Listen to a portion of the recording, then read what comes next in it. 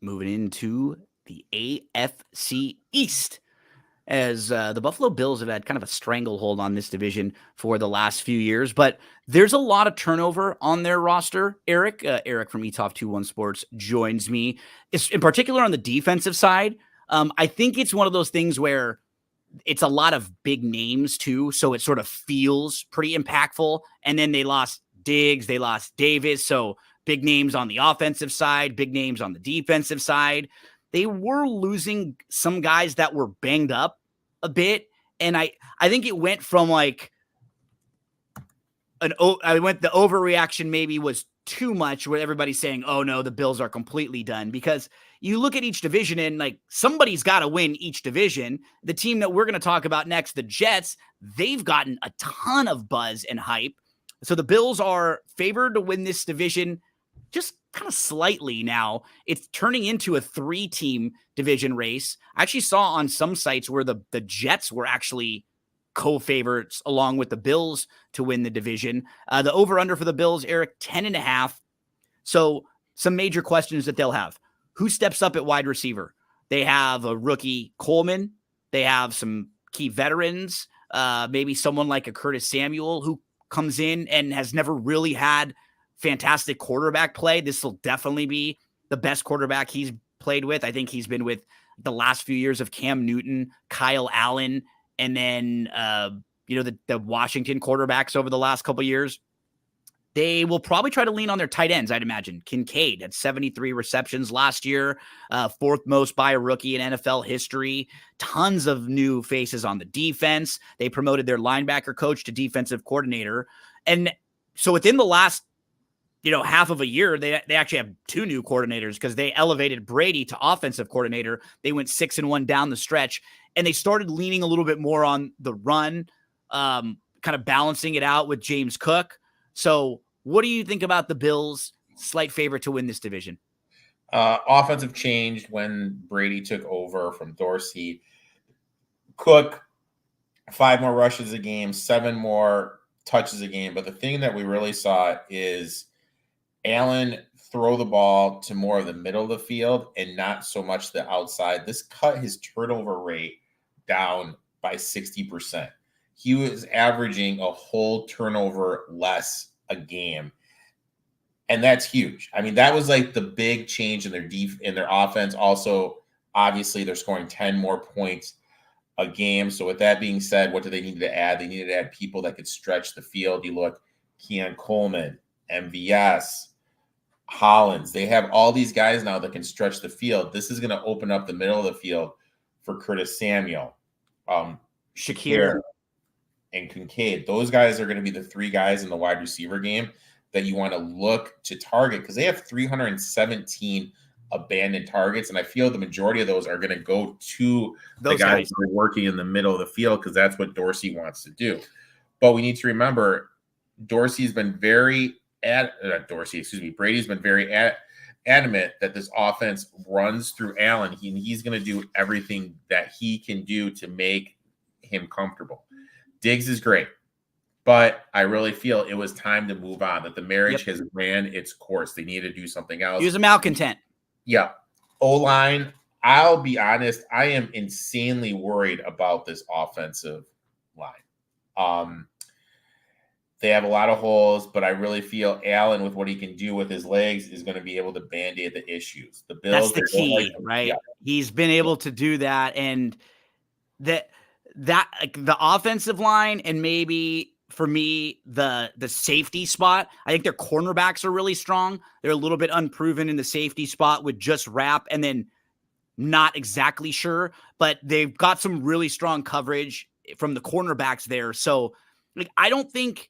There are definitely some holes. I think the roster doesn't look as good as it may have been the last couple of years, but I don't think there's going to be some huge fall off for them as far as like being a bad team or anything. And I still think they're probably the deserving favorites to be in this division. I'm a little worried because they lost Floyd. Floyd led them in sacks. They need someone to create pressure, because with the defensive scheme, they don't like to blitz. They like to have the pressure come naturally. And with no Floyd there, who's going to do that? Von Miller's is older now. He's had some off the field issues. AJ Espinason, he's never really took that step. Everyone has wanted him to. DBs, look, the back four, everyone's pretty much gone. Hyde, who's been there for years, is gone. How is these new young guys that are unproven, how are they going to look? The one thing I've noticed about teams that historic the last couple of years have been solid, there's a lot more question marks about them. The Bills, Oh yeah, the Ravens, the Bills have questions. Ravens have questions. 49ers have questions.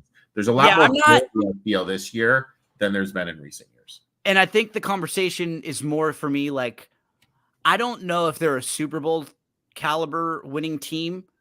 I just still think I like them more than the other teams in this division. I don't know if I'm going to go line up and bet them as the favorite to win. And I'm not betting their over under. Like I could see them being a 10-win team and there being 2 other 9-win teams in this division or something along those lines where like Miami and the Jets are right around 500 and they're maybe a game better than them. I don't think there's a Super Bowl winner in this division myself. I just kind of, when I got through I think initially I expected myself to like Buffalo less. And when I kind of started to go through the division, I still feel like they're okay. The schedule's not easy though for them. I mean, they'll have games where week 2 on a short week, they go to Miami. Weeks 4 and 5, they go at Baltimore on Sunday Night Football. And then they go at Houston the next week. The week right after that, they go at the Jets. So that's 3 straight road games that are all losable road games. You talked about Tennessee being a little bit tougher this year. They got to play Kansas City in the mix, then the bye. They go, how about that from week 9, home against Miami, at Indy, then you go KC, you get a bye, and coming out of the bye, you got to play the 49ers, at the Rams, and at the Lions. So not an easy schedule. Like I don't have them as a 12, 14 win team. I just sort of think kind of I maybe when it comes down to it, I trust Josh Allen and their staff a little bit more than the rest in this division. That might be what it is than the other 3 guys or the other 3 teams and how they're built. I don't really have a way to play this team, Erik, myself. Yeah, I literally did no futures. And I mean, you kind of have to look week 2 through week 5. They have 3 out of 4 on the road. Okay. And then week 1, 2, 3, what is this? 4 through 8. They have 4 out of 5 on the road. You know what I mean? They're traveling a lot to start the season. Yep. And when something like that happens, that's always kind of like a little worrisome to me. And also, they have a lot of these, Thursday night game, Monday night game, Sunday night game. They have a lot of another Monday night game. A lot of little stuff where you really can't get into the rhythm with your clock on your body to start the season. I don't know. I have 3 bets in this division, and they're all just kind of have to deal with the same team. I think this division with the top 3 teams is a little more open than people realize. Yeah. We're looking at the betting odds, and it is plus 160, plus 190, plus 200. The team we'll talk about next, Erik, is the Jets. And that is my sort of strong play in this division is I just think this team is getting too much buzz, and they've gotten a little too overvalued here. Their roster is very good because when you look at it, and if you can project it to be healthy, they had a bad offensive line last year, improved the offensive line. They added Smith, Moses, Simpson, first-round pick. So all positive. But Smith is a little older, and he has injury issues. And even when you're bringing in better players, having 3 new starting spots on the offensive line, that's not easy. That's a lot of turnover. So are they going to be better at the quarterback position if Aaron Rodgers is playing? Yes. Can we trust Aaron Rodgers, who played 4 snaps last year and who is coming off of a bad injury and who wasn't at all of mini camp and who has a lot of off the field stuff that he seems to be really interested in right now? And the biggest question I have about this team, are their coaches any good? Saleh and definitely Hackett, who's their offensive coordinator. I think this defense will be awesome. They're really good. But what's crazy to me is their over-under, Eric, is 9.5, and it's juiced to -160. So they're telling us they're going to be 9-8. They haven't had a winning season since 2015. We're just penciling them in as a 10-win team. Yeah. I don't know. Like, I just look, why can't this team be an 8 or 9-win team battling for a playoff spot or looking for a wild card? If anything goes wrong with Rodgers, that's going to hurt them. Like, they're going to be depending a lot on veteran, older players that they are going to need a lot of. Aaron Rodgers, Mike Williams, Smith. Like, they brought in Mike Williams and Corley, wide receivers. Great on paper. Williams and Wilson could complement each other well. But we saw the same thing happen with the Chargers last year. I mean, the last 2 years, Mike Williams has missed 19 games. He'll have a 4-week stretch where he's the number 1 player in fantasy football. And then he just gets hurt. And it's so hard to trust all of these players. That's a lot of question marks for a team that's really talented. They got a lot of talent on this roster, but it's older talent.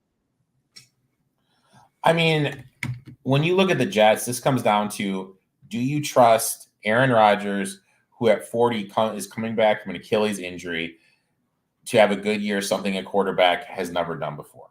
Nate Hackett is the worst OC in the league, but we need to be honest. It's Rodgers who's calling the plays and everything. And the way they run the offense, it's all timing. So it's about the wide receiver going out there and looking at the coverage and understand, if they're doing this coverage, I'm supposed to run this route. If they're doing this coverage, I'm supposed to run that route. And that's a lot of timing, a lot of the quarterback and the wide receiver to be on the same page. We've already seen a couple videos come out where Wilson and Rodgers are getting into it. He's yelling at him and stuff. Yeah. Oh, but is that going to be something? You know what I mean? Like, we need to realize that those two haven't really worked together that much. Now, with that being said, Rodgers does throw the ball to people he like. Is this going to be a thing where it's week 8, week 9, whatever, and we look in and there's Allen Lazard with 30 catches, 4 touchdowns? You know what I mean? Like, because he has a relationship with him. So Rodgers is a petty guy. So there's just a lot of concerns with me with him. The offensive line was a weakness last season. They addressed it, and now I really think it's one of the better ones in the league, which is huge for Bryce Hall, 4th in the league last year in yards. But Rodgers, one thing he does is he audibles a lot. This is what happened in Green Bay. They would get down inside the 5, and then there'd be an audible for Rodgers to throw a touchdown pass. Is that going to happen here? And is that going to hurt Breece Hall's fantasy football production? When we look at his production from last year, 47% of his points in PPR came from the passing game. Adding Mike Williams, Aaron Rodgers here, starting now. How is that going to happen? Is he going to be that big of a factor in the passing game? Because when you had the quarterbacks they had, it was a lot more dink and dunk to the running back. That's not going to be the case with Aaron Rodgers. So we need to keep that. Right now, he's got an ADP of 4, running back 2. At those prices, as crazy as it gets, I want nothing to do with them. I think bringing Williams is going to be great. It's going to stretch the field, open up the middle of the field. When you just look at everything on paper, the wide receivers, Breece Hall, the offensive line, this is a team kind of piques my interest a little bit. Their roster is really good. To Aaron Rodgers being 40 years old, coming back from an Achilles injury. Well, and their staff, because there's almost nothing about their roster on paper that looks bad if you get the best version of them, right? Because for other teams, you can look and be like, even if their offensive line is as good as possible, it's not very good. This could be a really good offensive line. They could have a really good set of wide receivers. They could have a really good running back. I don't think Aaron Rodgers at this point of his career will be really good, but that isn't as much of the conversation that you have to have is how much better can he just be than what they were getting last year?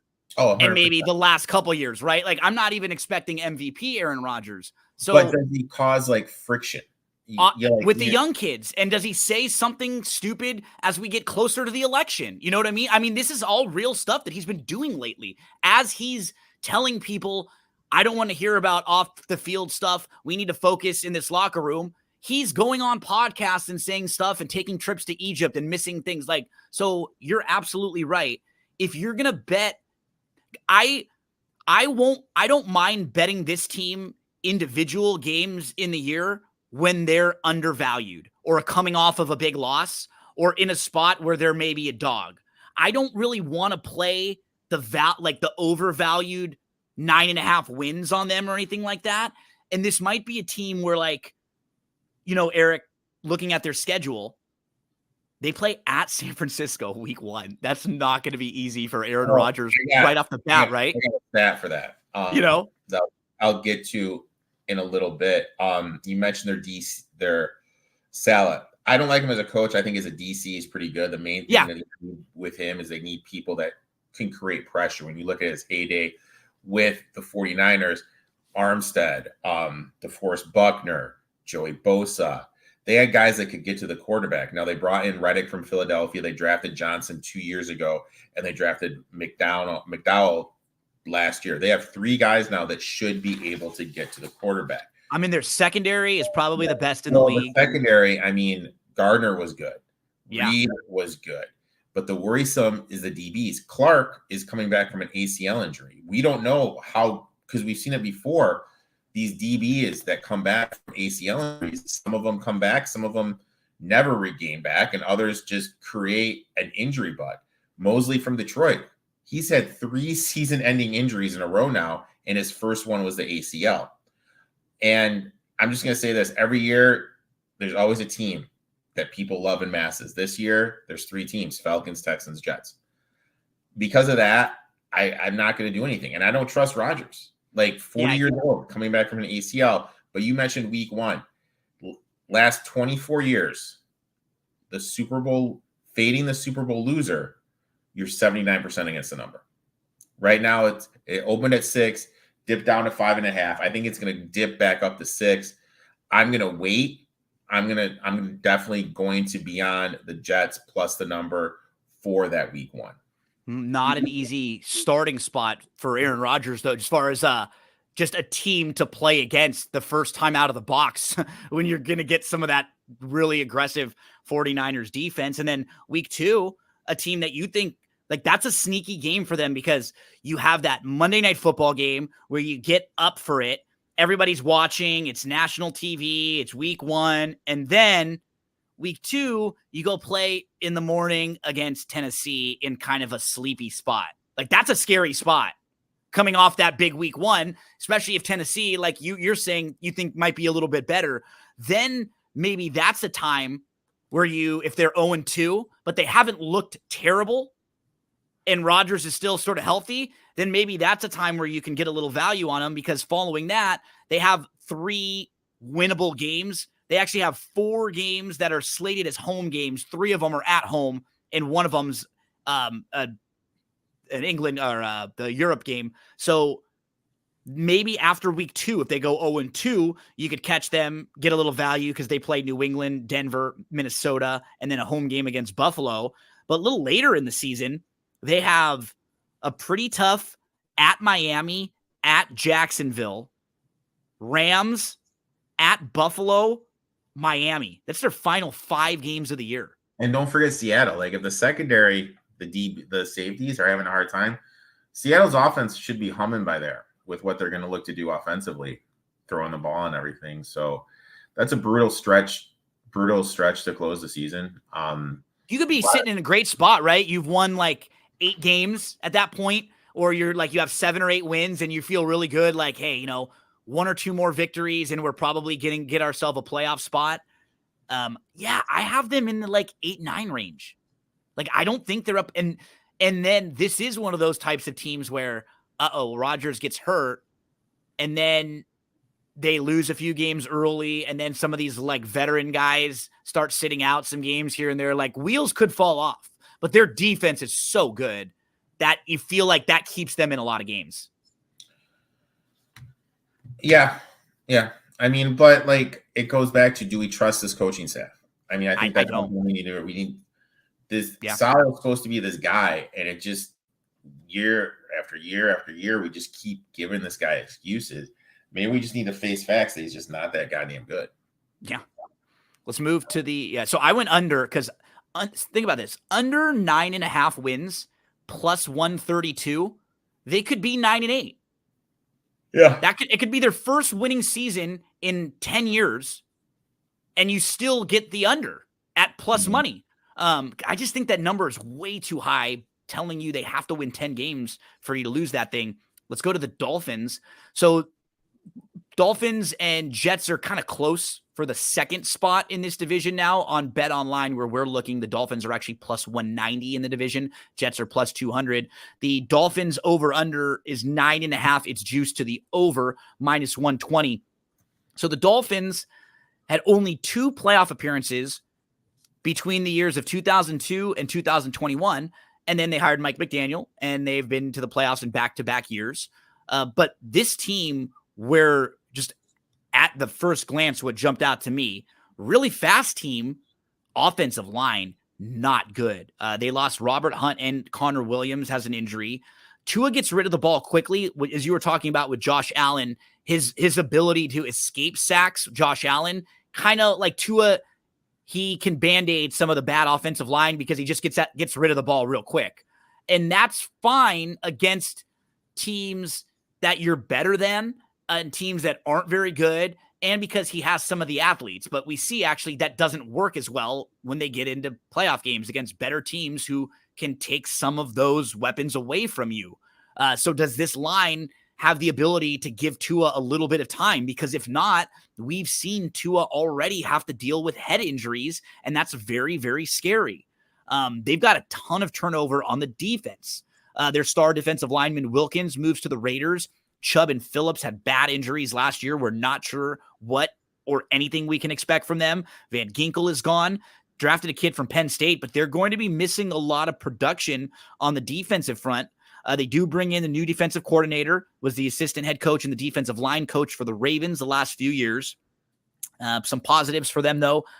Obviously, the speed that they have on the offensive side is just unbelievable. When you have Hill, Waddle, they brought in Odell Beckham Jr., and then Mostert and A-Chain. That's one thing, like, why? I know. It's like an over. The Odell one is like an over. It's a little overkill with that. Like, there's only one ball, right? Like, there's only so much. So maybe you get someone who can do things a little bit different if you wanted to have everybody play in their best role. But certainly they're going to overwhelm some teams offensively when they're humming and when they're flying around.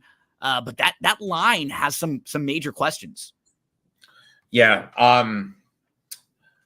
You mentioned it. They just have speed, and the whole offense is designed to get the ball out of Tua's hands and get in the playmaker's hands in space. Tua led the league in passing, but an insane 47% of that production came after the catch. We need to start having a conversation. Do we trust Tyreek Hill? The stat that really stood out to me is he only played over 75% of the snaps in 5 of 16 games last year. And as you get older, because he's still so fast and so much faster than a lot of guys that he's still able to be efficient even without all the snaps. But as you get older and as that margin becomes smaller and smaller between how fast you are and how fast everyone else is, and then every time you have another injury, that margin becomes smaller and smaller, and it takes a little bit off your wear. Like, if he's not on the field more often, he's not valuable. And he's one of those guys, and not even in like a fantasy way, but just in a real football way, you have to be accounting for him. So when he's not on the field defensively, it's just way easier to guard them. Yeah, like, they're way easy, right? And he's got a history of cramping. 2 early season games, it's going to be hot. He doesn't perform well in the cold. The last 2 games are at New York and Cleveland. So you got to be a little bit worried for Tyreek. He's 30 now. This is when they tend to take a step backwards, wide receiver. He hasn't showed any signs of slowing down. But I will say this, if he does get hurt, Waddle is just going to take off. So be on the lookout for that. I have a wide receiver who has only played 75% of snaps in 5 of 16 games last year. History of injuries. Had 4 kids with 4 different women during the offseason. At training camp, all he is talking about, nothing to do with football, how he wants to be a porn star when his career is over. And he's not an elite route runner. The only thing he has going for him is his speed. He's not tall. He's not a good route runner. He's just fast. I think this is when we start to see the decline of Tyreek Hill.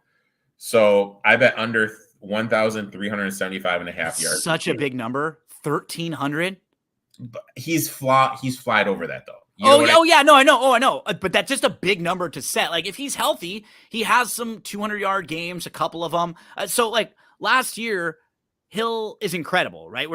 But he had 6 games with 140 plus receiving yards. And he finished with nearly 1,800. Through week 15, they led the league. They had 31.5 points per game. But from week 16 on, they averaged only 15.5 points per game, and they were 30th in scoring. They went from 1st to 30th in just those couple stretches. So, and I mean, you look at him like last year, $171 in targets, 119 receptions, 1,799 yards. Year before, 170 targets, 119 catches. And 17. Waddle was hurt last year, which gave him some extra looks. But I just think this is it. I think this is kind of where we start to see the downfall. You mentioned the offensive line. Armstead, when they play, is lights out. But I really think the one that's going to be missed the most is Hunt. Hunt was top 10 in run blocking. And when we look at it, they were 6th in rushing yards, but only 15th in attempts and had the most yards per attempt. They like to use this wide zone, and most of the wide zone runs were behind Hunt. You're not having Hunt there. Now, at under H&, under 750 and a half yards rushing.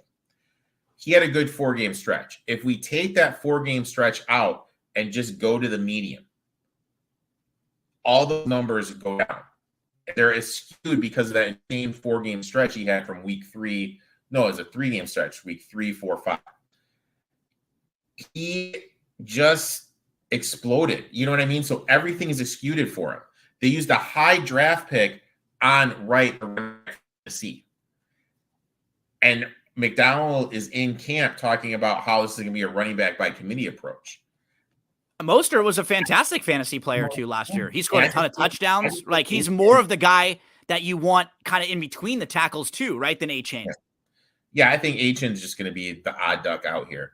I think we're going to use Wright a little bit more, use Mozart, and I think A-Chain wouldn't surprise me if he's like a pass catching back. Well, that's what I was going to say because I wanted to mention what I've read too is that you're getting a lot of him out of the backfield, and they're trying to use him in that way, like pass catching. So especially if maybe we get an injury to one of the receivers, like if Hill goes down early, he might be someone in a couple of those DFS weeks where you get some extra touches for him just out of the backfield, not rushing yards, right? So that would be fine for your prop if you're going under the rushing yards there as well. They also, Eric, well, the earlier part of their schedule, I don't think is that difficult. From week 13 on, at Green Bay versus the Jets, at Houston versus the 49ers, at Cleveland, at the Jets to end. Yeah, and also let's not forget, Raiders could have the best defensive. Raiders could have the best defensive line in the NFL. Well, even New England and the Raiders, those are two teams that defensively could put pressure on Miami and not make life easy for them. And right before that, they have games at Buffalo and at the Rams. Yeah, it's a sneaky stuff schedule. And I mean, I think the mean thing, and we haven't even talked about that, is they lost Fangio. Fangio is one of the best defensive coordinators ever. Historically, there's been a second-year bump in his defense. They bring in Weaver from Baltimore to be the DC. We're going to see more of a 3-4 base. Adding Campbell was a huge pickup, most will say, but they lost Wilkins. Campbell isn't Wilkins. Like, he'll help a little fill that spot. He'll band-aid it, but he's nowhere near the player he was. Chubb and Phillips are coming off an ACL and an Achilles. That means you're going to be relying on old man Shaq Barrett, who's definitely lost at least 3 steps, and rookie Chop Robinson, who we really don't know what we're going to get. It's hard for me to trust those. I think they're going to struggle defending the pass. They lost Xavier Howard. Look, was Jalen Ramsey great? He was 4 or 5 years ago. Now he's not that great. You can easily expose him in pass coverage. I think they have issues all over the back end of the field. Yeah.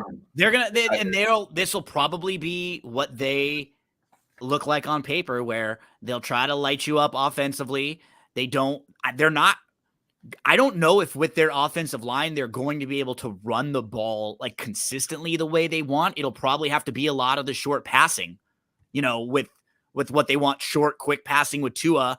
And they could be bad at some of these games defensively.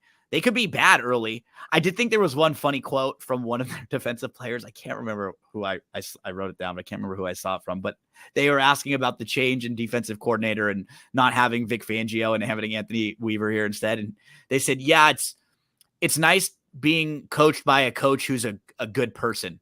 It's like, oh, okay. So a little bit of a shot at Vic Fangio there. Did not like old Vic for whatever reason. That was more of I thought it was funny because that's a personal thing, not like a scheme thing. He's an old school dude though. You know what I mean? So the young guys he probably rubbed some of those guys the wrong way. You very rarely see someone with a quote like, yeah, he's a better human being than the other guys. So that's why we went. I thought that was funny. But the bet I did here was I also did plus 135 not to make the playoffs. I like that. See, I don't think they're going to be more than like an 8 or 9 win team. Yeah, I think they're really going to struggle. I think this is going to be an eye-opening experience for them.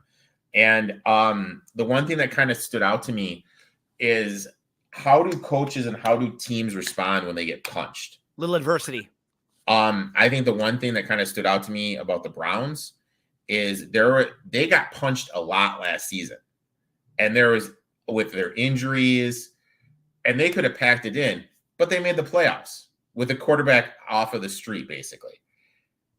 I didn't see that from this Dolphins team. Anytime they got punched, they never really had that punch back. It's good. Is that from McDaniel, how he does stuff? Maybe Fangio was expecting that. Maybe that led to some issues. I don't know. But I think this is going to be a long season for Miami because of the offensive line and the defensive line issues and the defensive back 4 issues. So I'm going to bet them plus 135 not to make the playoffs. H&, under 750.5 yards rushing, and Hill under 1,375.5 yards receiving. I think I'm on the under Hill and on the not to make the playoffs one with you two there. Let's finish up the division with the Patriots. How crazy is it when you look at a Patriots over under and it's 4.5? It just is like, what? The Patriots for so many years were at the very tip top, and now you got to scroll all the way to the bottom to find them. And you ask the question, what will they look like without Bill Belichick?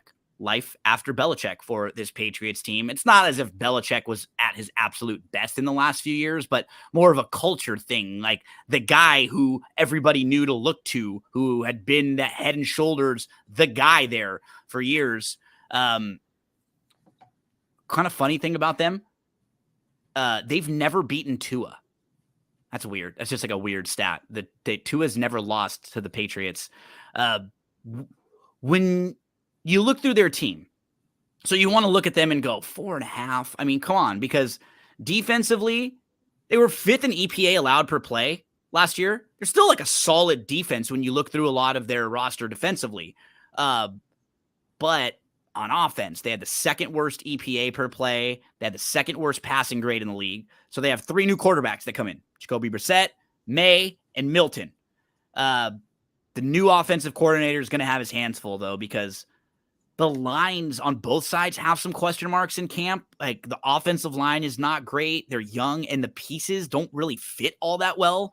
I think they have 4 of their players who have done most of their work at right tackle. So someone's going to have to be out of position and probably not comfortable. They already have some injuries at center. This is the template of a team that wants to run the ball, less possessions throughout the game, try to play really good defense, turn you over once or twice. They feel like a team that this year, they probably don't want to win a bunch of games. I don't even know if we're going to see Drake May early on. It should probably be Brissett. I've been not hearing a lot of positives about May in camp and stuff, but this is probably one of those teams that probably wants to tank, right, Erik? Get a high draft pick, like keep stacking some talent, maybe because they don't really have any receivers, like any real playmakers yet that are proven right now. That's the concerning part. I think it's going to be a lot of Stevenson leaning on him. They brought in Antonio Gibson, another running back. But when you look at their wide receivers, it's Douglas, Osborne, Juju Smith, Schuster, Kendrick Bourne. They brought in to go along with Hunter Henry. They brought in Hooper, so they could probably have some 2 tight ends set when they're running the ball, and maybe the 2 tight ends get some looks. They just don't have a lot of really like sexy weapons on the offensive side. You mentioned Antonio Gibson. We need to remember he played wide receiver at Memphis, so maybe they slide him back over there. Yeah, use him kind of as like an old school. I hate to date myself, Eric Metcalf back in the day for the Falcons. End of the era with no Belichick, Jared Mayo's taken over, and we have to remember Belichick is the best game planner probably in the history of the NFL. How many holes was he able to band-aid with how he was able to scheme? The quarterback position, it's either going to be Drake May, Joe Milton, who's I guess is looking at camp just because he has a good arm, and Jacoby Brissett. I think, like, I agree with you. Just get Brissett out there. All 3 of them have big yards, but big arms. But this offense is going to be conservative. Look to run the ball a lot, short passes, get the wide receivers the ball in space. Honestly, with how much they want to run the ball, I would be shocked if they throw the ball over 25 times a game. Offense, like you mentioned, will run through Stevenson. They are also switching to an outside zone running team, which better fits his skill set. Defensively, the only one they really have that can create pressure is Judon. And there's rumors that, look, he's going to actually be traded to the Lions. Yeah, they've been having contract issues and stuff with him too. So, yeah. They have a good run defense. I think they're going to be tough to run against. Pass rush needs to be able to get home to Band-Aid everyone in the back 4, with the exception of Gonzalez. Gonzalez is elite in the back 4, but he's only covering half the field. We also need to remember that Steve Belichick is gone. Steve Belichick was Bill's little brother, was his son, and he was great at disguising coverages, having this thing where it was like man on the outside, zone in the middle of the field. Like, he was elite at coming up with the stuff in the back 4. That's gone now. This is going to be a long season in New England. The only thing I'd want to do is take a flyer on Stevenson in fantasy. You're going to be able to get completely agree, because he's going to be the only guy in town. But if you play where's their first win game, right? I mean, you start going through week 1 at Cincinnati, week 2.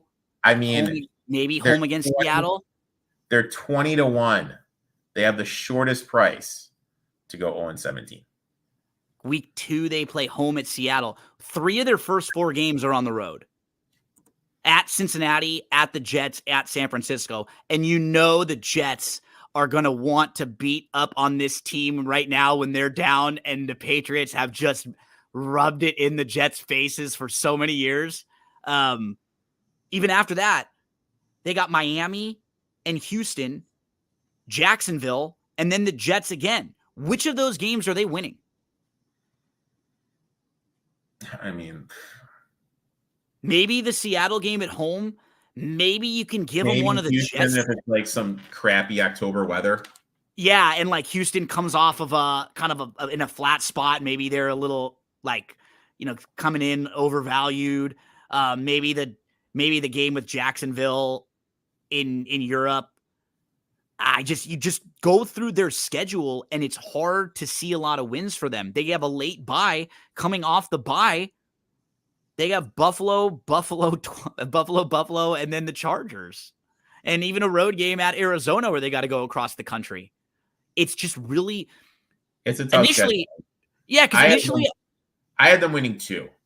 And me too, because I looked at that right away and went, okay, 4.5, and nobody in the division we're even really talking about as like a Super Bowl top 3 contender. So they're not even they're in a competitive division, but maybe no monsters. And you look at their roster, you go, okay, defensively, they're fine. But then you just start going through the schedule. And offensively, it's so hard to trust the offensive side of the ball at all. It's going to be a bad team, man. And it's going to be a bummer when come week 7 and 8, you and I are having to bet this Patriots team a lot because they're such a heavy underdog. They're like 14.5 point underdogs or 17.5 point underdogs or whatever it is. And I will say this, if they trade draft picks for Brandon Ayuk, that is going to be a disaster. Why? He doesn't even want to be there. He's already said it. You want to be bad this year. Just be bad and go draft your own. Ayuk isn't a top. There's no team in the NFL who's sitting back saying, hey, you know what? If we had Brandon Ayuk, we could do something this year. He's not as good as he thinks he is. It's in life for him is going to be way different when you're not in the Shanahan offense and you're not sitting next to Kittle and Debo and McCaffrey and all those talented weapons. It's going to be a lot different when he's your number 1 or number 2 guy somewhere and defenses are really locking in on him.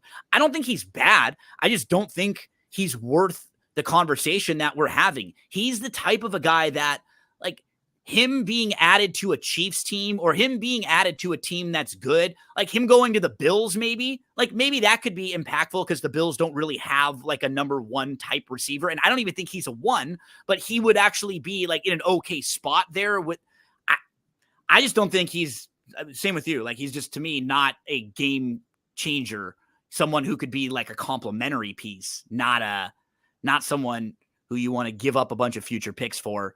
Yeah. So, I mean, he's going to be in for a rude awakening. We finish up here, Eric, and put a bow on the AFC East. It just doesn't feel like, I don't love anybody in this division. Like I'm not going to bet anyone to win the division. I will bet some of these teams under, and I like your Miami not to make the playoffs. I'm going Jets under the 9.5, but I really could see any of the 3 teams winning the division. I don't think really any of them are even for sure double-digit win teams. It's just one of those things. There's going to be Bills could do a million things. Jets, Rodgers, Dolphins have a million questions. Offensive line and defense. Is this going to be like the old school West, NFC West, where like nine games wins it? You know what I mean? Yeah. Like that, like the thing when you get to 9, you're in. They all beat each other up and everybody beats the Patriots. We need to realize, though, that the Jets, the Bills, and the Dolphins are all at plus money not to make the playoffs. Yeah. I don't see a world where I don't think this team gets 2 teams in. No, me neither. Because I think they're competitive with each other, but when you sort of compare them to the rest of the league, I don't think they're that good. So I just think that there's value if you have an angle. Like the most this team is going to get 2. So out of the 3 teams, Jets, Bills, Dolphins, which of the 3 teams do you not like? I don't like the Dolphins the most, so my bet was for them not to make the playoffs.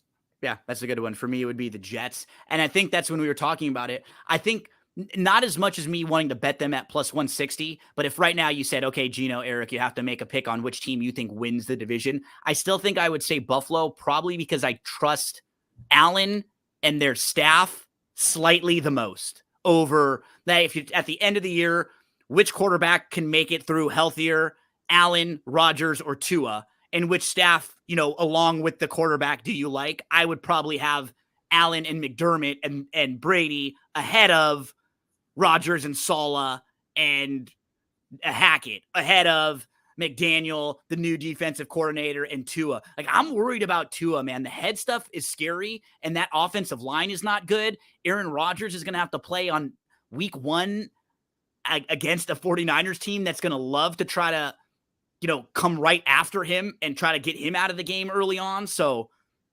very, very interesting. AFC I mean, like, East. look, I don't mean to be mean. Tua's not that good. I know he's not. But he's not.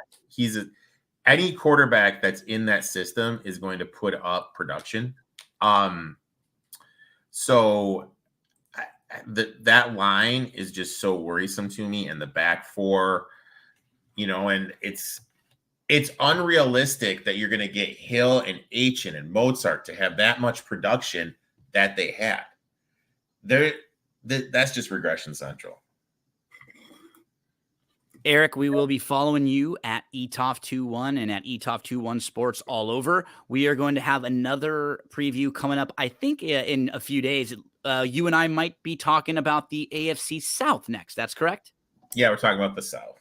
Awesome. So we will be following along with you. And as we get closer and closer to college football and the NFL season, make sure everyone is following along with Erik and subscribing to his YouTube channel. If you're watching this on YouTube, throw up the like sign and subscribe to that, please. And we'll be back soon, just a few days, with the AFC South.